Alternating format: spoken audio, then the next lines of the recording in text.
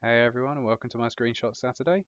This week I've been working on the enemy army AI, like I said I would in the last video. I'm just going to hop straight into a game and start setting up my base, and then you'll see that the enemies are moving around, and I'll describe how they make their decisions and stuff like that. So I've added in some basic stuff. They will now build units, build turrets, and attempt to capture mauls. And as you can see on the minimap just there, they build and place items and try to equip their units with items. At the moment, all of the enemy AIs are identical because I haven't changed their numbers at all. But it's all configurable to change what kind of army they are, whether they're Zerg rushers or whether they're turtlers or anything. Just by changing a few numbers, can change how many items they want to build and have per unit and things like that, and whether they'll focus on equipping lots of items to units or building lots of units, and when they will attack the enemy. At the moment, when they've built 5 units and equipped them all with items, they'll start attacking whoever they've targeted, and their target is picked at the start of the game, a random enemy on another team. When the army that they've picked as their target is defeated, they will randomly pick another enemy, and whoever got the killing blow on the headquarters kind of claims the mauls that that the army they killed had in their spawn zone, and will try to take them. So this guy's just finished building up an attack force, and he's sending one off up here. It looks like purple and red have both decided to attack the yellow army now, so we'll see how they do. I'm expecting them to go down pretty quickly because these guys are just snuck in around the side. They also respond to events there, like you saw the black coloured units changed target partway through attacking. That was because when a unit comes under attack, the army sends all nearby units to assist it. If a building comes under attack, the army will recall all of its units that aren't currently engaged in combat from the map to defend that building. And if the headquarters comes under attack, because in this game, if the headquarters are defeated, the army is dead, they recall all of their units from the map back. So you see they're building armies, building up their units, sending attack forces around and stuff. It's starting to look a lot more like a game now. So what I'm going to do, since they all seem to have chosen each other to attack, I'm just going to keep building units and build turrets to defend my base with. And then we're going to go and finish them off and win the game.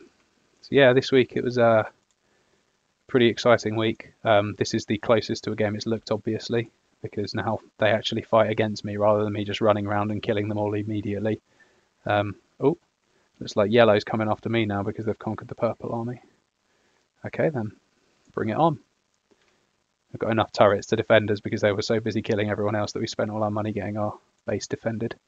So we should be able to finish these guys off. Oh, I'm going to run behind here and let their health regenerate. It looks like the reds are still attacking the yellow, so they should give us a bit of a break now. This guy's running back to base to pick up an item that was built for him. And now he's going to rejoin the fight. And the same with that guy. Let's kill him and steal his item. I'm a dirty player. I've got no honour. Now they've come back to attack us because their base was under attack. It looks like the other army have been defeated as well. It's like it's just us against the red guys now. So the red guys will now try to keep these mauls because they consider them theirs because they beat the army that owned them. So we can steal these items here, take the mauls, and then we'll go down and finish this. They're building up a force at the moment. They don't consider themselves to be strong enough to take me on just yet.